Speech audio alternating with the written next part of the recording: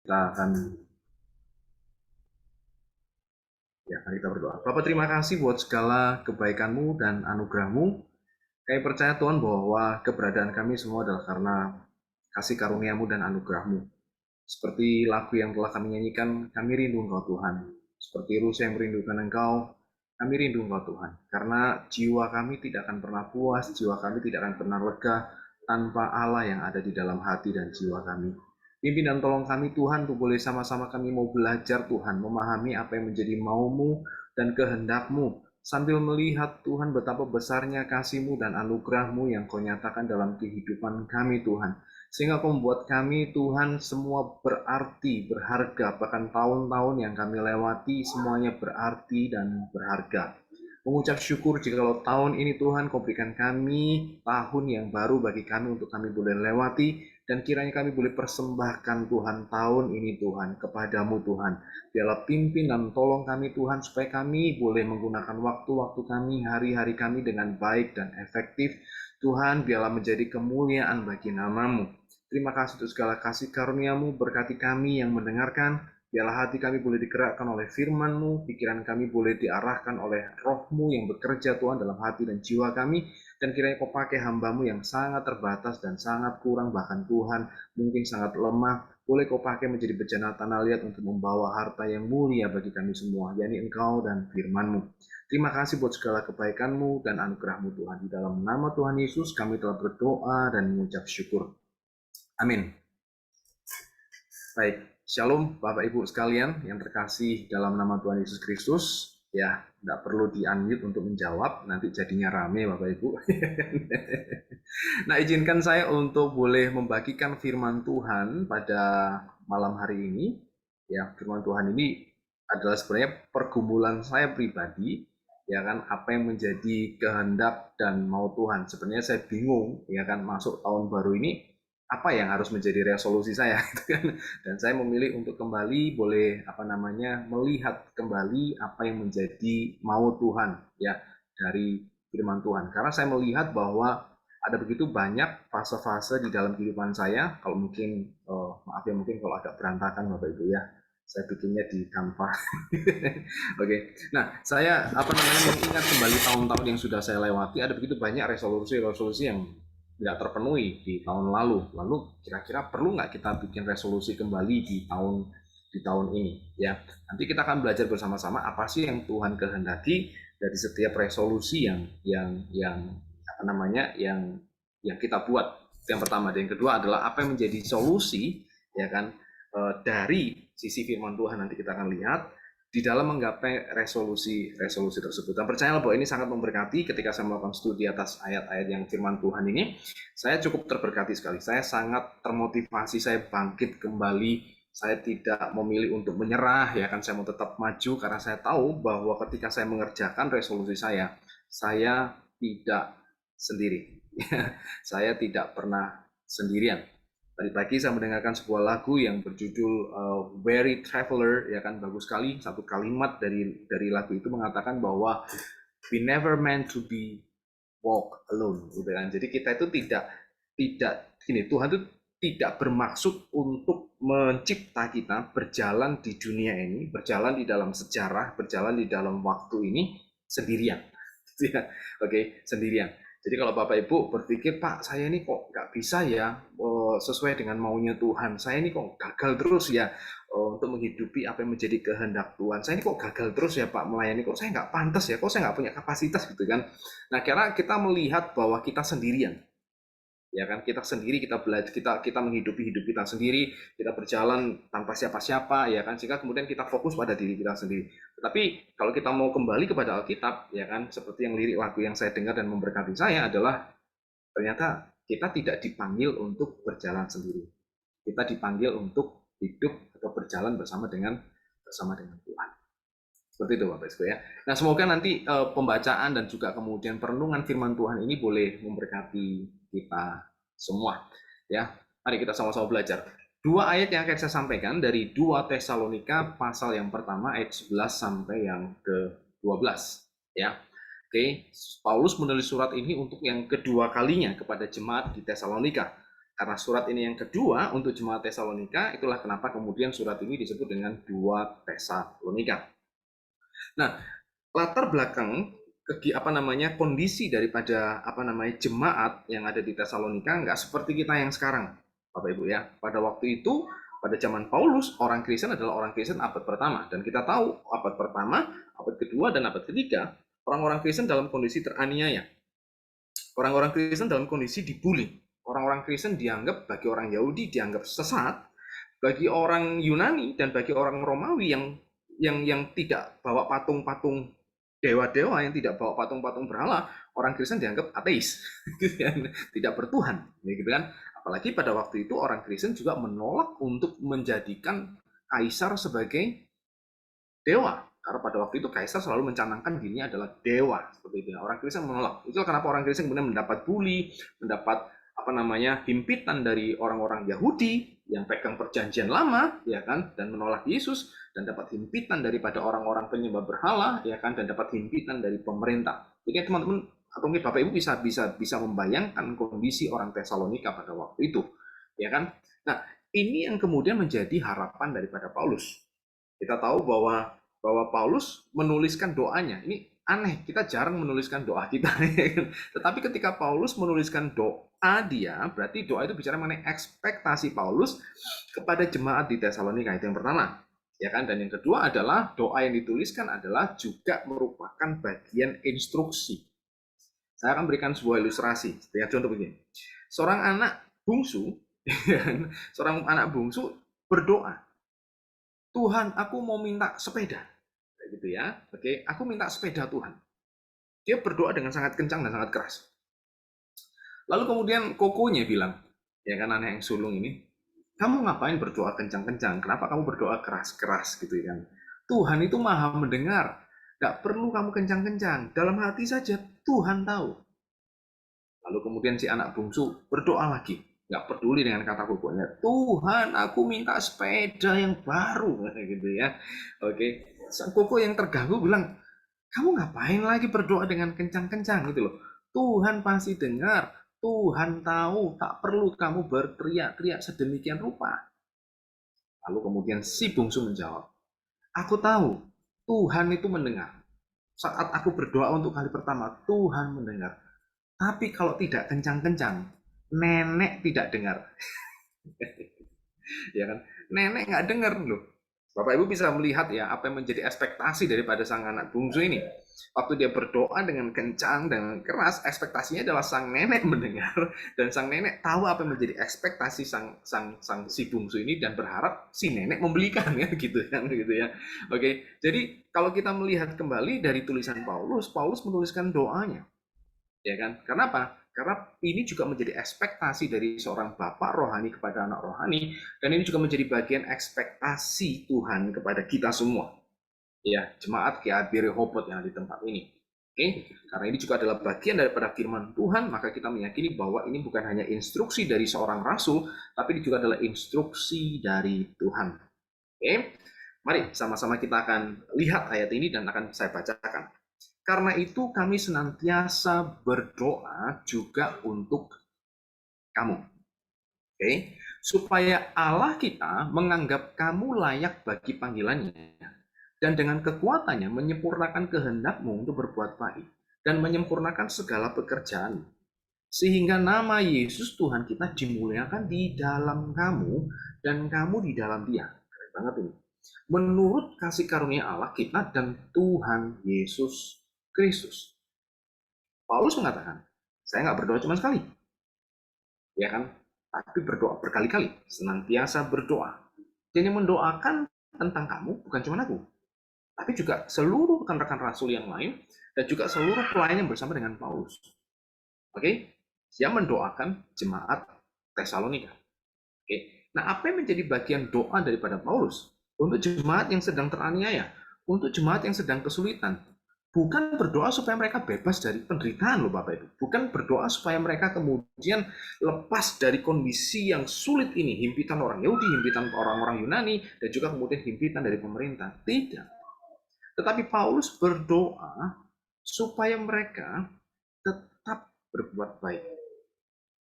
Tetap melakukan pekerjaan iman mereka. Bahkan Paulus berdoa bukan supaya mereka tetap berbuat baik, tetapi dia berdoa supaya Allah menyempurnakan perbuatan baik mereka. Artinya mendorong jemaat-jemaat Tesalonika jangan cuma berhenti, bukannya berhenti, jangan berhenti dari perbuatan baik, teruskan perbuatan baik itu, dan bukan hanya saja, kiranya perbuatan baikmu disempurnakan oleh Tuhan. Keren. Ketika mereka sedang teraniaya, mereka kemudian sedang kesulitan, Paulus berdoa supaya pekerjaan imanmu semakin sempurna, semakin baik. Jadi kita akan lihat sama-sama apa yang dimaksud dengan Paulus, karena ketika menyempurnakan A, berarti A itu kan sudah ada, betul ya, tinggal disempurnakan. Jadi kalau orang bikin lagu, kemudian diserahkan kepada ahlinya, maka sang ahli akan menyempurnakan. Berarti menyempurnakan itu barangnya sudah ada, lirik lagunya sudah ada, tinggal disempurnakan. Nah, ketika Allah kemudian hendak menyempurnakan perbuatan baik dari orang-orang di Tesalonika, berarti orang Tesalonika sudah berbuat baik. Mereka sudah memiliki pekerjaan iman yang baik. Tetapi Allah rindu nggak berhenti di situ. Allah rindu semakin sempurna. Bisa dipahami ya? Nah, apa yang menjadi resolusi kita hari ini? Kita masuk di tahun 2023, apa yang menjadi resolusi kita? Ya kan? Kalau saya boleh, mari kita kembalikan pada firman Tuhan. Resolusi itu sesuatu gini, resolusi itu sangat spiritual. Resolusi itu adalah resolusi yang rohani dan kristiani kalau kita taruh kembali di bawah firman Tuhan. Apakah resolusi kita memuat dua hal ini? Penyempurnaan perbuatan baik kita, ya kan? Dan kemudian penyempurnaan dari pekerjaan iman kita. Jadi kalau Bapak Ibu misalnya, saya mau jadi dokter, atau saya mau jadi pengusaha yang sukses, saya mau jadi akuntan yang paling terkenal misalnya begitu ya, atau menjadi artis misalnya gitu. Apapun itu target kita boleh, tetapi kesemuanya harus memuat dua hal ini, paling tidak tiga, ya kan? Perbuatan baik, pekerjaan iman, dan tujuannya nanti yang terakhir kita akan belajar Kristus dan Tuhan kita dipermuliakan. Silakan Bapak Ibu ya. Nah, apa yang mendorong kita berbuat baik? Apa yang mendorong kita untuk melakukan pekerjaan iman kita? Supaya kita diterima Tuhan, supaya kita dianggap layak masuk surga, supaya kemudian kita diakui sebagai anak Tuhan, bukan. Kalau kita lihat ayat atas, supaya Allah menganggap kamu layak bagi panggilannya, itu tidak berbicara mengenai panggilan sekarang, tapi panggilan nanti di akhir zaman, Bapak Ibu. Ya, sedikit saja Bapak Ibu, agak sedikit melenceng, tapi bagi saya ini penting sekali. Mengenai kelayakan kita, karena ini sesuatu yang menjadi keunikan kekristenan. Agama lain berbuat baik supaya diterima Tuhan. Agama lain berusaha berbuat baik supaya timbangannya nanti di akhir zaman berat yang baik, supaya mereka kemudian diterima Tuhan. Jadi pahami ya? Apakah orang Kristen berjuang dengan hal yang sama? Saya kira tidak. Ya kan? Saya kira tidak. Orang Kristen berjuang, kenapa kemudian kita semakin menyempurnakan perbuatan baik kita? Supaya kita semakin dilayakkan Tuhan. Enggak juga. Yuk kita lihat sama-sama. Ya kan? Kalau Bapak Ibu mungkin lihat bahwa ini saya kasih gambaran burger, saya ingin menjelaskan tuh gimana sih kelayakan kita dan pekerjaan Tuhan itu terhadap kelayakan kita ya. Kebetulan tadi sore saya makan burger, kayaknya burger ini contoh yang baik gitu ya. Sambil menyiapkan ini saya makan burger, ini contoh yang baik gitu kan. Nah, kalau kita lihat Bapak Ibu, ayat yang yang bawah ini di 2 Tesalonika ayat 1 sampai yang kelima, kita akan baca ayat 11 sama 12, ya kan? Nah, ayat yang sebelumnya menjelaskan bahwa bukan supaya kita menjadi layak, karena ayat itu bukan berbicara mengenai itu. Ayat itu berbicara mengenai saat Yesus datang kedua kali, waktu kamu dipanggil, kamu tuh layak gitu loh. Ya kan? Jadi itu kelayakan di masa yang akan datang di akhir zaman. Tetapi sekarang kita bukan dalam posisi tidak layak. Kita sudah layak. Yuk kita lihat 2 Tesalonika 1 ayat 5. Yang menyatakan bahwa kamu, yang bawah ini Bapak Ibu ya, yang menyatakan bahwa kamu layak menjadi warga kerajaan Allah, kamu yang sekarang menderita karena kerajaan itu. Jadi jemaat Tesalonika menderita. Jemaat Tesalonika kesulitan. Loh, kenapa mereka menderita dan kesulitan? Mereka menderita karena kerajaan itu. Maksudnya apa menderita karena kerajaan itu? Karena jemaat Tesalonika menerima raja, yakni Yesus Kristus, di dalam hatinya. Jadi pahami, mereka mengakui bahwa raja mereka, Tuhan mereka itu adalah Kristus. Makanya orang Yahudi bilang, Tuhanmu sudah kami salibkan. Mereka tidak melihat Yesus bangkit. Kok kamu jadikan dia raja? Orang-orang Romawi mengatakan, raja itu adalah kaisar. Kenapa kamu jadikan orang yang tersalib sebagai raja? Jadi paham ya? Itulah kenapa kemudian mereka disisihkan, disingkirkan, karena orang-orang Kristen menjadikan Kristus sebagai raja mereka. Sehingga orang Kristen menderita karena itu. Jadi paham ya? Artinya bahwa mereka adalah orang-orang kerajaan Allah. Mereka warga kerajaan Allah. Kenapa? Karena mereka menerima sang raja sebagai raja mereka. Mereka yang belum menerima Kristus tak mungkin masuk dalam kerajaan Allah. Bagaimana orang yang tidak mengakui Kristus sebagai raja bisa masuk di dalam kerajaan Allah? Wong di dalam kerajaan Allah, Kristus sebagai raja. Jadi paham ya? Misalnya ada orang mau pindah ke warga negaraan, tapi mereka menolak Jokowi sebagai presiden. Nggak mungkin dia akan jadi warga negara Indonesia dengan cara demikian. Jadi paham ya? Oke. Nah, kalau kita lihat, kamu layak menjadi warga kerajaan Allah. Kapan? Sekarang. Loh, kenapa mereka layak menjadi warga kerajaan Allah sekarang? Karena orang-orang Tesalonika telah terbukti menderita karena kerajaan itu. Jadi mereka adalah warga kerajaan Allah. Mereka layak. Ya. Nah, nanti waktu kemudian kita di surga, maksudnya di waktu akhir zaman, kita nanti disempurnakan, dilayakkan oleh Allah lebih lagi. Ya kan, seperti seorang pengantin yang didandani pada waktu akhir zaman. Sehingga kemudian kita diterima. Nah, lalu antara kita yang sekarang, yang waktu saat kita bertobat dengan di akhir zaman, apakah Allah berhenti atau tidak melakukan apa-apa sehubungan dengan kelayakan kita?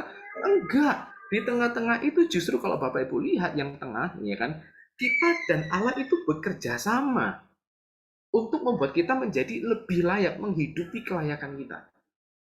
Sudah paham ya? Seorang yang lolos jadi polisi atau seorang yang lolos jadi tentara, dia layak menjadi tentara. Dia layak untuk membawa senjata. Tetapi dalam proses dia menjadi seorang tentara, terus ada norma yang harus dia pegang gitu. Makanya ada provos yang menjamin bahwa mereka menjalankan norma-norma mereka. Bisa dipahami ya? Nah, kalau kita lihat gitu, Allah itu bekerja memelihara kita. Jadi paham ya? Jadi hampir sama dengan konsep keselamatan. Kita sudah selamat, sedang selamat, dan akan selamat. Kita ini sudah layak. Gitu ya. Dan kita sedang berjuang untuk menguduskan diri kita. Semakin sempurna dan serupa dengan Kristus. Kita berjuang. Kita semua berjuang. Tapi perjuangan kita never be alone. Gitu. Tidak pernah sendirian. Kita bersama dengan Allah. Karena kalau hari ini kita bisa memperjuangkan kekudusan kita, kita yakin itu semua karena pemeliharaan Tuhan. Supaya kita semakin baik dan tidak bercacat, dan waktu Yesus datang kedua kali kita diberikan tubuh yang baru, kita diberikan pakaian yang baru, tambah layak kita untuk bersama-sama dengan Kristus di dalam kerajaan surga. Keren ini bukan satu pemahaman doktrinal, tapi satu pengharapan gitu loh, bahwa Allah tidak pernah berhenti bekerja dalam hidup kita. Bapak Ibu harus tahu, saat kita bertobat, itu semua karena perbuatan Tuhan. Tuhan ubahkan hati kita, Tuhan sadarkan kita, Tuhan bawa penginjil dalam kehidupan kita, sehingga kemudian kita bisa menerima Kristus, dan kemudian kita bertobat, dan nanti di akhir zaman Tuhan juga akan melayani kita, dan dalam posisi kita menuju akhir zaman, Tuhan masih bekerja di dalam kehidupan kita. Jadi jangan merasa bahwa, wah saya harus berjuang menjadi orang Kristen, ya Tuhan, tapi kalau aku jatuh gini, gimana ya, kayaknya aku nggak layak. Jangan merasa begitu Bapak Ibu. Tuhan terus bekerja melayakkan kita. Maka kalau ada orang Kristen yang kemudian diajak ibadah, ayo ibadah yuk. Aduh, aku ini sudah banyak melakukan dosa, aku tidak layak di hadapan Tuhan. Bagi saya itu bukan kerendahan hati. Bagi saya itu sebuah kesombongan. Dia pikir Tuhan tidak mampu memelihara kelayakannya. Dia pikir bahwa Tuhan tidak mampu mengubahkan dia untuk menjadi manusia yang layak. Bukankah Tuhan sudah melayakkan dia? Dan Tuhan terus bekerja untuk melayakkan dia. Dan akhir zaman nanti Tuhan akan menyempurnakan kelayakan dia.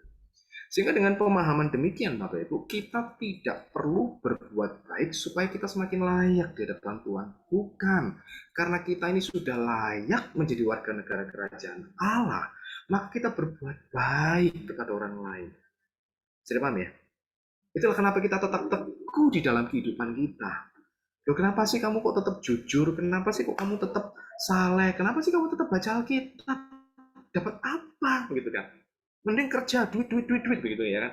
Kamu ngapain datang doa malam? Kamu ngapain datang ibadah? Kamu ngapain melayani? Dapat apa? Bisa begitu ya. Kita tetap teguh di dalam iman gitu loh. Kenapa? Karena aku tahu bahwa aku memiliki kerajaan Allah. Karena aku tahu bahwa aku di dalam kerajaan Allah gitu loh. Dan aku sudah dilayakkan. Aku yang nggak pantas dilayakkan untuk masuk di dalam kerajaan Allah. Sesuatu yang nggak bisa dicapai dengan uang, sesuatu yang nggak bisa digapai dengan apapun. Tapi dia yang punya kerajaan Allah itu datang dalam hidup saya. Dan kemudian melayakkan saya bukan karena perbuatan saya. Semuanya karena perbuatan dia di atas kayu salib. Ya. Karena perbuatan dia di atas kayu salib, sehingga kemudian saya layak. Waktu saya mencoba melakukan sebuah penginjilan di sebuah, waktu saya naik pesawat Bapak Ibu ya, dan kemudian saya ngajak ngobrol waktu itu, ada satu peristiwa di Danau Toba, satu kapal yang tenggelam dan 100 orang lebih meninggal di situ. Saya ngajak, maksudnya saya mencoba untuk menginjil dengan saya men-trigger pertanyaan, saya katakan gini, Pak, kira-kira mereka masuk surga apa enggak ya? Wah, kalau menurut agama saya Pak, gitu kan, dan dilihat amalnya. Oh, oke Pak.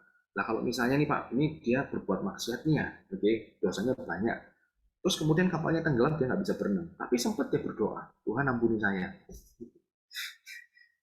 Kira-kira masuk surga nggak Pak? Saya bilang, aduh saya bingung nggak bisa jawab Mas. Anda bisa melihat ya, satu konsep yang bukan dari Tuhan, itu kalau dikasih banyak pertanyaan, pasti akan gugur. Tapi kalau misalnya kemudian kembali kepada kita gitu kan, nah kalau dia orang Kristen, dia selamat nggak? Saya katakan selamat. Loh, terus amalnya dari mana? Saya katakan, kita selamat bukan karena amal kita. Loh, terus kita selamat karena amalnya Tuhan Yesus. Bisa paham nggak? Karena Kristus mati bagi kita. Ya kan? Dia taat sepanjang hidupnya, dan kemudian dia mati, sehingga ketaatan Kristus, kebenaran Kristus diwariskan kepada kita. Bisa paham? Itu suatu kelayakan yang luar biasa diberikan pada Tuhan, bukan karena effort kita, bukan karena usaha kita, tapi semuanya adalah perjuangan Kristus. Dan Kristus mati demi kita, dan dia meninggalkan warisannya bagi kita. Sehingga kita semua dipandang layak di hadapan Tuhan. Wow, keren. Maka dengan demikian, bagi kita mudah untuk berbuat baik. Jadi paham ya? Mudah sekali berbuat baik. Baik, saya berikan gambaran begini deh. Satu orang kemudian datang, katakanlah Pak Jokowi gitu kan. Bisa gitu ya, datang pada saya gitu kan. Next, kamu punya apa? Oh, saya punya becak Pak Jokowi gitu kan. Ya, saya pakai untuk ya nyari penumpang lah Pak. Dapat berapa? Gitu kan. Ya, kadang 20.000 sehari Pak, 25.000 gitu kan. Terus Pak Jokowi bilang begini, udah Lex, tak kasih Alphard misalnya gitu kan. Itu kan mobilnya mahal gitu ya. Mungkin ya. Itu mobil yang yang setahu pengetahuan saya mahal. Mungkin teman Bapak Ibu mungkin tahu ada mobil yang lebih mahal daripada itu ya. Nah, kira-kira ketika saya mendapatkan Alphard, kemudian ada orang yang kemudian minta gitu kan, Pak, becaknya saya minta. Kira-kira Bapak Ibu kan kasih apa enggak? Becaknya mau ngasih enggak? Saya kira silakan kayak gitu kan. Atau mungkin kalau Bapak Ibu misalnya tinggal di rumah kardus di bawah jembatan. Wah, rumah kardus itu indah. Apa itu gambari, kasih hiasan gitu kan. Oke, dikasih ornamen Natal misalnya begitu ya. Oh, keren itu rumah kardus kebanggaan Bapak Ibu, hasil karya Bapak Ibu. One day kemudian satu orang kemudian datang. Tak kasih rumah ya. Oke, di mana? Citraland misalnya gitu. Gitu kan. Kira-kira kita mau tetap stay di rumah kardus? Enggak kan? Kita akan dengan senang hati, pakaian gitu kan. Betul ya Bapak Ibu ya? Karena sudah mendapatkan sesuatu yang lebih lebih baik.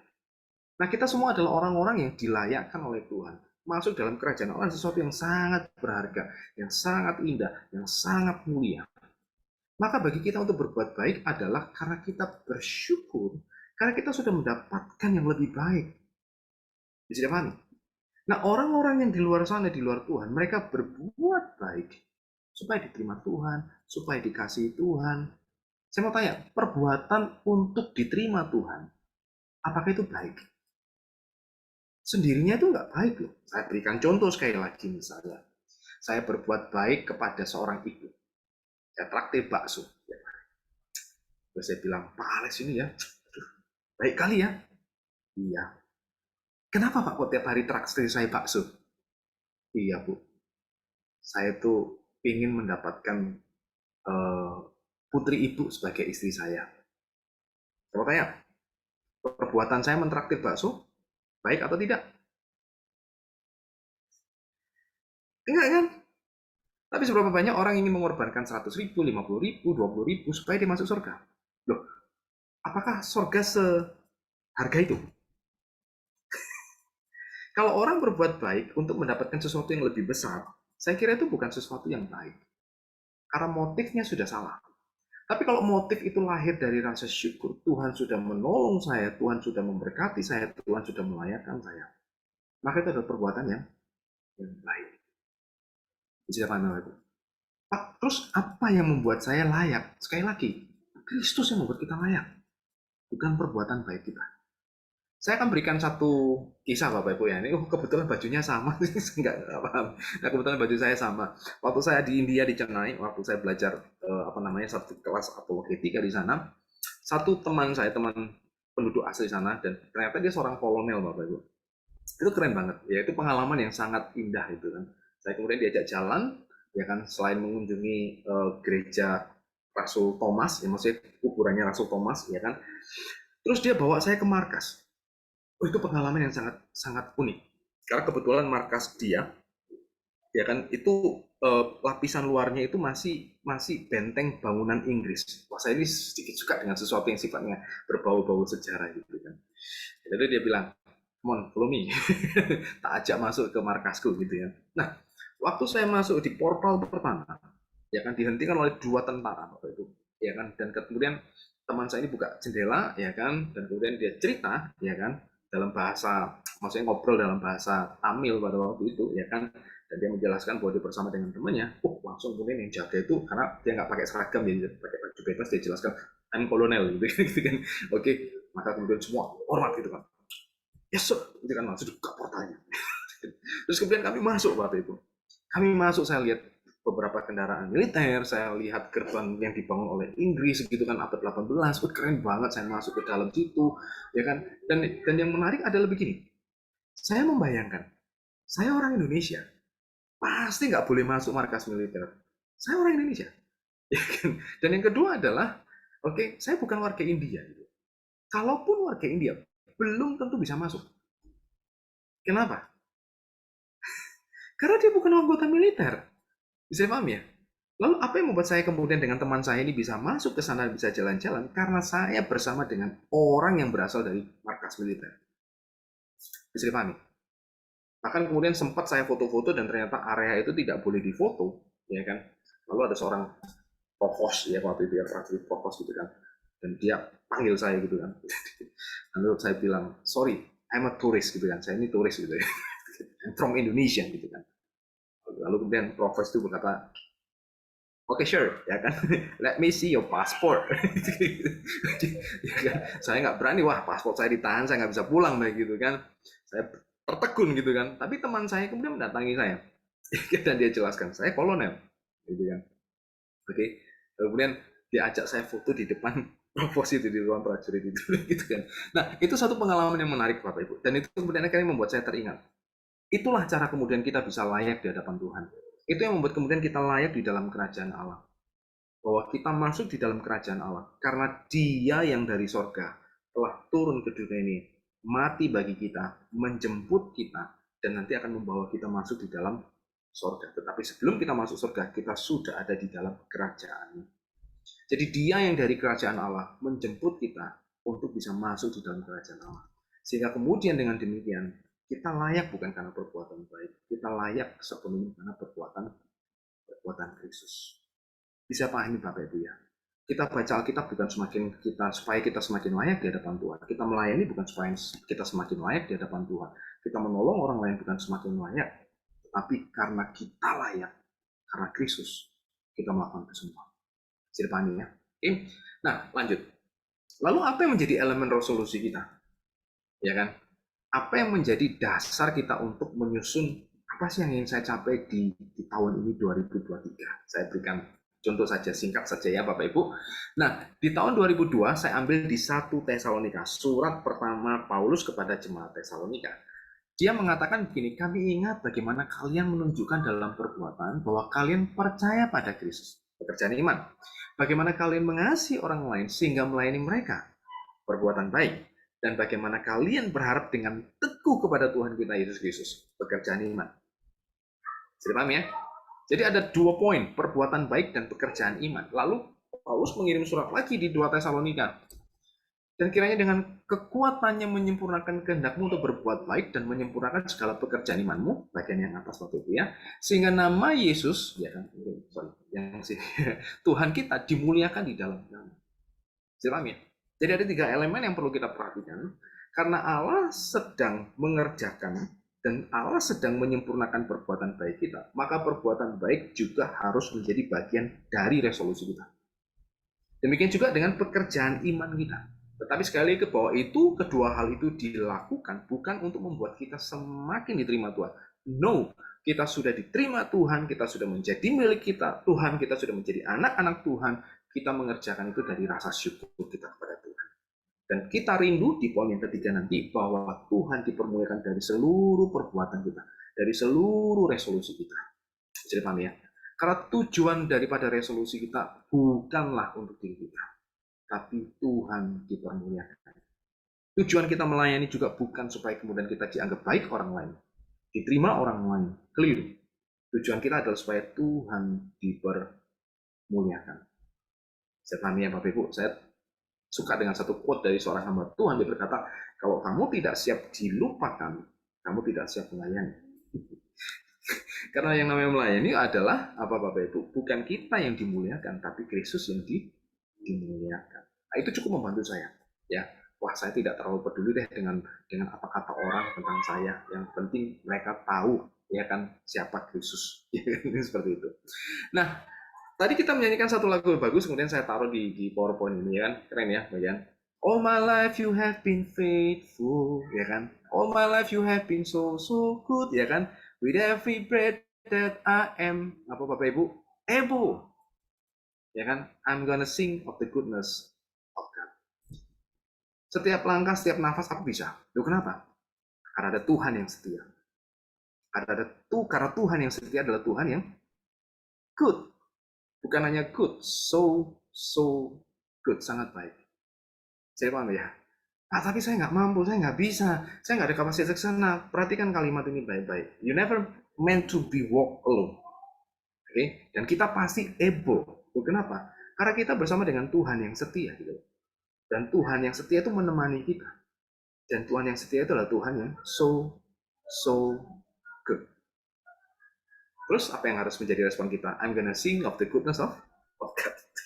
Itu cukup satu lirik yang cukup bagus ya Bapak Ibu ya. Nah, ya kita mari kita sama-sama belajar. Nah, lalu bagaimana dengan perbuatan baik kita? Paulus berdoa kiranya dengan kekuatannya menyempurnakan kehendakmu untuk berbuat baik. Kalau kita lihat dalam bahasa yang lain, maksudnya terjemahan yang lain, ASV dan CIV, kalau Bapak Ibu bisa cek kembali, kehendak berbuat baik itu berbicara mengenai apa? Fulfill every desire of goodness. Apa itu punya kerinduan untuk berbuat baik apa? Dan Paulus mengatakan kiranya Tuhan dengan kekuatannya menyempurnakan itu. Memenuhi itu, fulfill itu. Saya suka dengan CIV. All the good things that you have to do. Semua kebaikan yang Anda ingin lakukan. Jadi jangan diamkan itu, tuliskan itu. Ya kan? Bapak Ibu mau apa? Ya kan? Kerjakan itu. Dan percayalah, Tuhan akan dengan kekuatannya akan membantu Anda untuk mewujudkannya. Karena Allah itu terus bekerja Bapak Ibu. Ya kan? Untuk memenuhi itu. Bahkan dia memulainya dari mana? Kehendak untuk berbuat baik. Mulai dari hati kita. Saya berikan contoh. Pak, gimana sih Tuhan menyempurnakan kehendak saya? Bapak Ibu tahu nggak? Waktu Bapak Ibu percaya kepada Kristus tujuannya apa? Supaya saya tidak masuk neraka. Supaya saya masuk surga. Yes, amin. Tapi seiring dengan kita mendengarkan khotbah, seiring kita kemudian belajar firman Tuhan, seiring kita membaca buku renungan, membaca rohani, akhirnya kita tahu bahwa tujuan hidup orang Kristen bukan supaya masuk surga. Tujuan orang Kristen adalah hidup memuliakan Tuhan. Surga itu bonus. Surga itu sudah diberikan kepada kita. Surga itu sudah diserahkan kepada kita. Nama kita sudah tertulis di dalam kerajaan surga. Lalu tujuan hidup kita apa? Memuliakan Tuhan. Saya paham ya? Maka dengan demikian setiap pekerjaan kita pakai untuk memuliakan Tuhan. Dan ingat kembali, Jemaat Korintus bukan jemaat yang santai dalam kondisi tenang, tinggal di pantai, gitu kan? Tidak. Ini jemaat yang sedang mengalami kesulitan. Kesulitan tidak bisa menjadi alasan bagi kita untuk berhenti berbuat baik. Jadi, kekurangan tidak bisa menjadi alasan bagi kita untuk tidak memberi. Sakit hati tidak bisa menjadi alasan bagi kita untuk mengasihi dan mengampuni orang lain. Tapi nggak mampu Pak saya melakukan. Ingat, dengan kekuatannya, Allah akan memenuhi itu. Allah akan mewujudkan kerinduanmu untuk mengampuni. Allah akan mewujudkan kerinduanmu untuk memberi. Allah akan memberikan kekuatannya ke sekali lagi untuk menyempurnakan caramu melayani dan mengasihi orang lain. Dan kemudian juga dengan kekuatan yang sama, Tuhan akan bekerja untuk menyempurnakan pekerjaan ini. Dari surat Tesalonika yang kita baca sebelumnya, 1 Tesalonika, ya kan, Paulus mengenang kembali bahwa kamu percaya dan teguh pada Kristus. Keren. Dan Paulus katakan, dengan kekuatan Tuhan, Tuhan akan menyempurnakan itu. Kenapa pekerjaan iman juga diperhitungkan? Kenapa iman kita juga, pertumbuhan iman kita juga diperhitungkan dan masuk dalam sebuah resolusi kita, misalnya gitu ya. Karena perbuatan baik tidak lepas dari iman. Seorang yang khawatir dan takut miskin tidak akan bisa memberi. Tapi kalau orang yang yakin bahwa Tuhan akan pelihara apapun yang terjadi, maka orang itu mampu untuk memberi. Pendalaman iman penting sekali untuk mendorong kita semakin mengasihi, semakin baik di dalam mengasihi, semakin sempurna di dalam lain. Dan sekali lagi, jemaat di Tesalonika juga dalam kondisi yang sulit. Dan Paulus berdoa supaya imanmu semakin tinggi. Dan kembali, tujuan dari Rasul itu adalah apa? Supaya nama Yesus Tuhan kita dimuliakan. Di mana? In you. Di dalam setiap Anda. Gimana sih saya bisa memuliakan Tuhan melalui perbuatan baik ketika ada orang yang kekurangan, miskin, bingung, anak istrinya mau makan apa. Bapak Ibu datang bawa sembako. Dan kemudian dia bersyukur bahwa dalam posisi yang sulit, dia menerima sembako itu. Kira-kira kemudian ketika mereka masak nasi dan kemudian mau memakan bahan pokok itu, Bapak Ibu, kira-kira waktu mereka mau doa makan, mereka mengucap syukur kepada siapa? Tuhan. Itu salah satu perbuatan yang kita, di mana kita bisa mengasihi orang lain, dan perbuatan kita melayani dan menolong orang lain, itu membuat orang mulutnya terbuka memuji Tuhan. Dan sekali lagi, jemaat-jemaat Tesalonika dalam kondisi dibully, dihina, dihimpit, Paulus dorong mereka sempurnakan perbuatan baik. Dan ingat, di dalam melakukan perbuatan baik, Tuhan akan mewujudkan niatmu itu. Dengan apa? Dengan kekuatannya. Sehingga Kristus dipermuliakan di dalam kita. Dan kita di dalam Kristus. Artinya begini, waktu kita hidup sepenuhnya bagi Kristus, dan Kristus dipermuliakan di dalam diri kita, saat Yesus datang kedua kali, dia dimuliakan, ya kan? Kita juga turut dimuliakan bersama dengan Kristus. Itu yang dimaksud dengan Kristus dipermuliakan di dalam kita, dan kita juga di dalam Dia. Maka reputasi Kristus, ya kan, ditunjukkan melalui pelayanan kita, kasih kita, iman kita, keteguhan hati kita, dan reputasi kita nanti didasarkan pada penerimaan Kristus di akhir zaman. Keren ya Bapak Ibu ya. Oke, maka dengan demikian kita bisa melihat, wah, hidup kekristenan adalah hidup yang sangat indah sebenarnya. Makanya kita punya alasan untuk senantiasa mengucap syukur. Saya paham ya. Karena dengan kekuatan kita, penderitaan tidak menghalangi kita untuk berbuat baik. Kesulitan dan bully, fitnah orang lain tidak menghentikan kita untuk tetap teguh di dalam Tuhan. Jangan takut ya difitnah Bapak Ibu. Saya pribadi belajar kok. Kalau difitnah jangan marah, jangan takut. Saya sendiri dalam posisi difitnah sebenarnya akhir-akhir ini gitu kan. Kok reputasi begitu buruk ya? Justru yang orang jelek reputasinya baik, justru yang kita mempertahankan diri perbuatan baik itu malah kemudian reputasinya buruk. Ya kan? Saya memilih untuk tidak terlalu sakit hati. Kenapa begini? Ini. Apa yang orang lain katakan tentang saya sesuatu yang buruk. Saya yakin bahwa saya lebih buruk dari fitnahan itu. Karena orang nggak tahu isi hati saya, orang nggak tahu pikiran saya, orang nggak tahu keberdosaan saya. Saya ini lebih buruk dari apa yang dikatakan orang lain. Tetapi Saya layak bukan karena perbuatan saya. Saya layak karena perbuatan Kristus dan penerimaan Kristus. Maka ketika kemudian orang memfitnah misalnya, Pak Alex itu malas gitu kan. Oh, saya nggak terlalu sakit hati, misalnya gitu kan. Karena saya lebih buruk dari itu. Tapi meskipun saya buruk, saya diterima Tuhan. Itu sesuatu yang sangat luar biasa. Ceritanya lebih ya. Jadi kalau dibina jangan terlalu sakit hati. Terus solusinya apa? Nah ini dua Bapak Ibu poin yang saya mau berikan, dua yang terakhir ya kan. Solusi atas resolusi kita apa? Coba kalimat yang saya tandai dengan merah, ya kan? Jadi dengan huruf yang merah. Dengan kekuatannya dan menurut kasih karunia. Bagaimana Pak saya bisa mewujudkan kebaikan? Saya bisa merefleksikan pengampunan. Saya bisa belajar untuk hidup teguh dan semakin yakin dengan kekuatannya. Kita tidak pernah dipanggil untuk hidup dengan kekuatan kita. Kehidupan kekristenan adalah hidup dengan kekuatan Allah. Sekali lagi, kalau Bapak Ibu merasa, Pak saya berjuang melawan kecanduan, tidak bisa Pak. Pak saya bolak balik menghindari hal-hal yang buruk, yang zina, tapi nggak bisa Pak. Mungkin kejatuhan Anda Tuhan izinkan terjadi untuk mengingatkan Anda bahwa selama ini Anda berjalan dengan kekuatan Anda. Dan kita tidak pernah dipanggil untuk hidup dengan kekuatan kita. Kita dipanggil hidup dengan kekuatan Tuhan. Dan kekuatan Tuhan bukan hanya sekedar kuat saja Bapak Ibu. Ini kekuatan yang pernah membelah laut pada zaman Musa. Kekuatan yang pernah menghancurkan tembok Yeriko yang tebalnya 2 meter Bapak Ibu pada zaman Yosua. Selam ya. Kekuatan yang pernah menghancurkan nama baik dewa-dewa Mesir pada saat Mesir di dalam penguasaan Firaun. Selam ya.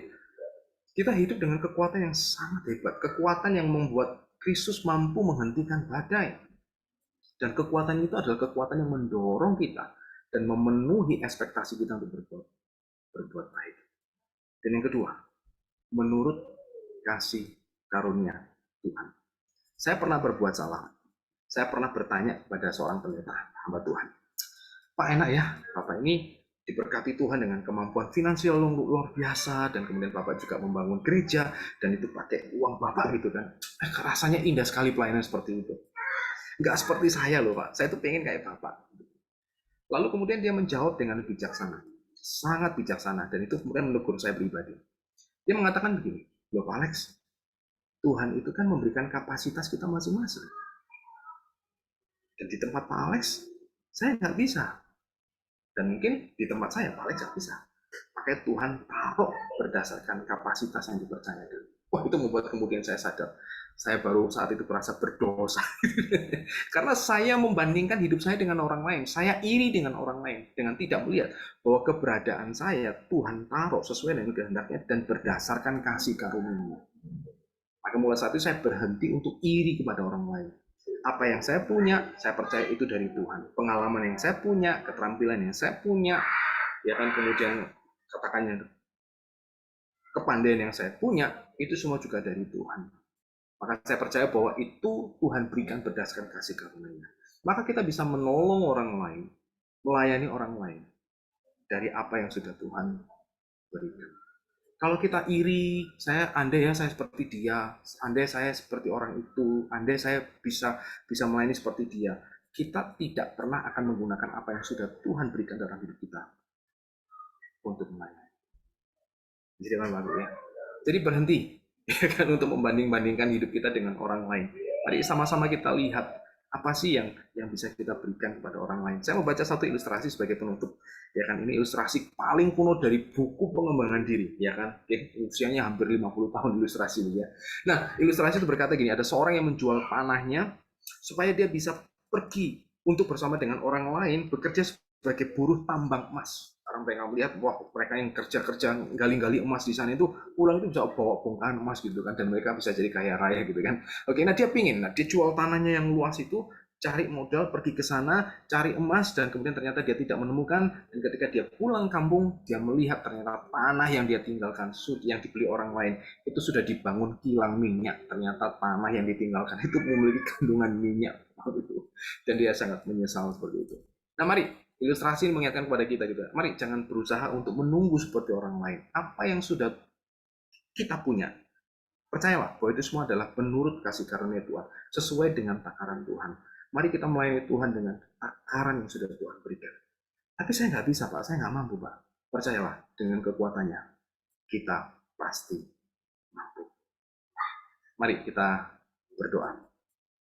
Bapak, terima kasih buat segala kebaikan-Mu. Hari ini kami tahu bahwa tiap tahun yang Kau berikan dalam kehidupan kami bukanlah hal yang murah, Tuhan. Bukan hal yang sepele. Tapi tiap tahun yang Kau berikan dalam kehidupan kami adalah tahun di mana kami bisa, Tuhan, menyempurnakan lebih lagi kasih kami kepada orang lain, pelayanan kami kepada Engkau, Tuhan, melalui pelayanan kami kepada sesama. Dan juga momen dan kesempatan bagi kami untuk menumbuhkan iman kami, bahkan Tuhan mengembangkan pekerjaan iman kami. Maafkan kami Tuhan kalau selama ini kami menyandarkan diri kami pada pengertian kami yang tidak sesuai dengan kehendak-Mu dan firman-Mu. Selama ini kami andalkan kekuatan kami, selama ini kami andalkan pikiran kami tidak menyertakan Tuhan di dalamnya. Maafkan kami Tuhan. Mulai hari ini kami ingin melewati tahun-tahun ini menggenapi resolusi-resolusi kami Tuhan dengan kekuatan-Mu dan berdasarkan kasih karunia-Mu. Kasih karunia yang besar, kasih karunia yang membuat Bapa mengutus anaknya yang tunggal ke dunia ini, dan kasih karunia yang besar yang membuat Kristus mati di atas kayu salib bagi kami. Kasih karunia itu sangat besar. Biar kami menghidupi resolusi kami Tuhan dengan memandang kekuatan-Mu dan kasih-Mu. Di dalam nama Tuhan Yesus kami telah berdoa dan mengucap syukur. Amin. Tuhan memberkati.